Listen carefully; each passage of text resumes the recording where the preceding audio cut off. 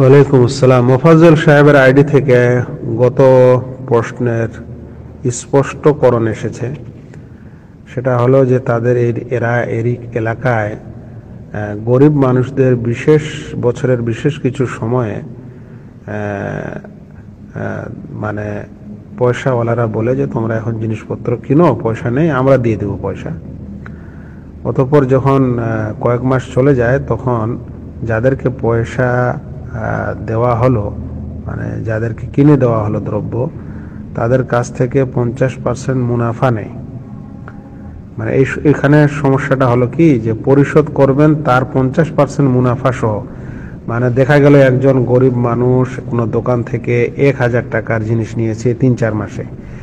এখন এই 1000 টাকা ধনী ব্যক্তি শোধ করেও দিয়েছে, কিন্তু 3-4 মাস পর এই 1000 টাকার জায়গায় 1500 নিচ্ছে। এই তো এখানে মুনাফার বিষয়টা স্পষ্ট নয়। সেই জন্য বলছি, যদি এরকম হয় তাহলে এখানে 2-3টা সমস্যা জমা হয়েছে। 1 নম্বর, এখানে সাহায্য করার উদ্দেশ্য, মানে ধনী ব্যক্তিরা যে বলছে তোমরা এই সময় দোকানে ধারে জিনিস নেও আর আমরা তোমাদের পয়সা দিয়ে দিব, এখানে সত্যিকারে একজন মানুষ অভাবী মানুষকে সাহায্য করার নিয়তে এরকম বলছে না, বরং তার কাছ থেকে বেশি মুনাফা নেওয়ার জন্য এরকম বলছেন।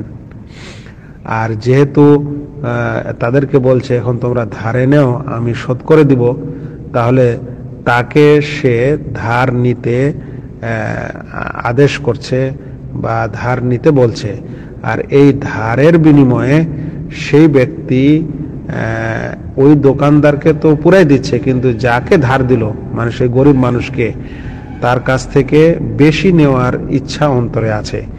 এটা সুদের একটি সংজ্ঞার আওতায়ভুক্ত পড়ে যায়।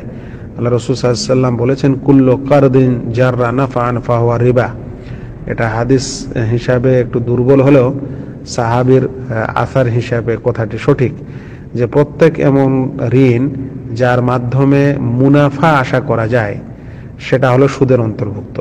তো এখানে তারা 2-4 মাস যে গরিব মানুষদেরকে কিছু পয়সা কড়ি দিতে চাচ্ছে বা দ্রব্য কিনতে বলছে, আর সেই পয়সা কড়িটা তাদেরকে আদায় করে দিচ্ছে এই উদ্দেশ্যে যে পরে তাদের কাছ থেকে বেশি নিবে, তাহলে এটা এমন একটা ঋণ হলো যে ঋণে তার কাছ থেকে বেশি নেওয়ার আশা করা হয়, যেটা সুদের অন্তর্ভুক্ত।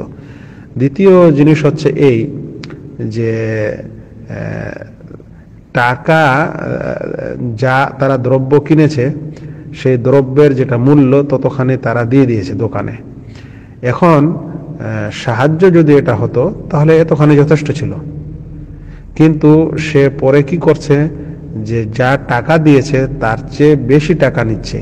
তো এখানে টাকা দেওয়ার বদলে টাকা বেশি নেওয়া হলো, আর টাকার বদলে টাকা যখন বেশি নেওয়া হবে তখন সেটা সুদের অন্তর্ভুক্ত। অনুরূপ এখানে একটা সময় আছে, সেই সময়ের ব্যবধানের কারণে সে মূল্য বেশি নিচ্ছে, এটাও একটা সুদের অন্তর্ভুক্ত। আর তৃতীয় কথা, এটা একটা চক্রান্ত। পৃথিবীতে সুদ সবসময় গরিবদেরকে নিষ্পেষণ করা হয়। সুদ একটা এমন লেনদেন যেখানে গরিবরাই সবচেয়ে বেশি ক্ষতিগ্রস্ত হয় আর অর্থশীলরা, বিত্তশীলরা লাভবান হয়। এখানেও এই নীতি আছে। গরিবরা এক তো তাদের কাছে পয়সা ছিল না, সেই কারণে সেই সময় সে দ্রব্য কিনেছে, অতঃপর যখন পয়সা এসেছে তখন আবার তাকে বেশি দিতে হচ্ছে। তো সবসময় গরিবরাই নিষ্পেষিত হয় সুদী লেনদেনে। এগুলা অসাধু লেনদেন। মানুষ যদি কেউ কাউকে সাহায্য করতেই চায় তাহলে সে এটা বলতে পারে যে তুমি দোকান থেকে নিয়ে নাও, যা হবে আমি দোকানদারকে দিয়ে দিব, তুমি 4 মাস বা 3 মাস পর যখন তোমার পয়সা কড়ি হবে তখন তুমি আমাকে ওই পয়সাটা দাও।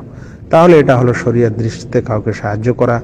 এরকম করলে সওয়াব হবে। গরিব মানুষের মান নাফাসা আন মুমিনিন কুরবাতাম মিন কুরাবিদ দুনিয়া, কোনো ব্যক্তি যদি দুনিয়াবি কোনো মানুষের কষ্টকে দূর করে তো আল্লাহ তাআলা কিয়ামতে তার কষ্টকে দূর করবেন। কিন্তু এখানে কষ্টকে দূর করার মাধ্যমে আবার তাকে কষ্টে ফেলানো হয়, যেটা সুদের অন্তর্ভুক্ত।